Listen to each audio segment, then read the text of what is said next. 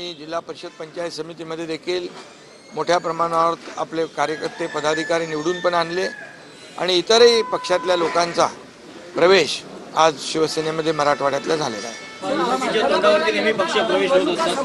निवडणुकीच्या तोंडावरती नेहमी पक्षप्रवेश होत असतात. आता निवडणुका नसताना देखील पक्षप्रवेश होत आहेत. शिवसेना ग्रामीण भागामध्ये मोठ्या प्रमाणात बळकट करण्यासाठी एकूण पायाभरणी आहे.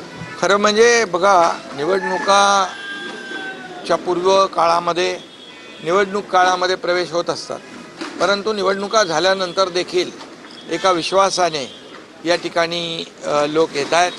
याचा अर्थ शिवसेना सर्वसामान्य माणसासाठी काम करते.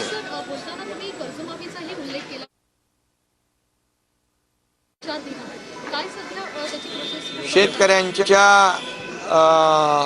साठी निवडणुकीमध्ये देखील जसं लाडक्या बहिणींची योजना आम्ही केली, शेतकऱ्यांची कर्जमाफीचा देखील आम्ही वचननाम्यामध्ये त्याचा अंतर्भाव केलेला आहे आणि त्याची प्रक्रिया सुरू झालेली आहे. योग्य वेळी शेतकरी कर्जमाफी देखील होईल. सर, पहलगाम दहशतवादी हल्ल्यामध्ये मृत्युमुखी पडलेल्या संतोष जगदाळे यांच्या कुटुंबियांनी बरेच आरोप केले की तुमच्याशी कधी संपर्क साधण्याचा प्रयत्न केला पण नोकरी मिळू शकली नाही. काय म्हणतात?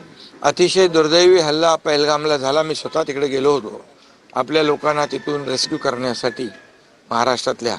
मी नक्कीच जगदाळे परिवाराच्या सोबत आहे आणि त्यांचं सगळं जे काही समस्या अडचणी आहेत त्या ऐकून घेऊन त्यांना न्याय देण्याचं काम आम्ही करू. टिपू सुलतानचा फोटो लावण्यात आला आणि आता परत उपमहापौर तिथल्या म्हणतात मालेगावच्या की आम्ही पुन्हा फोटो लावणार टिपू सुलतान. खरं म्हणजे टिपू सुलतान आणि छत्रपती शिवाजी महाराजांची तुलना कधी होऊ शकत नाही.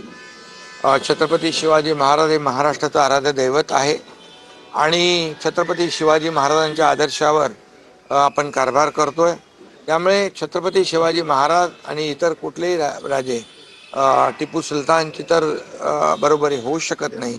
हे जे काही बरोबरी करण्याचा प्रयत्न करतायत ते दुर्दैवी आहे.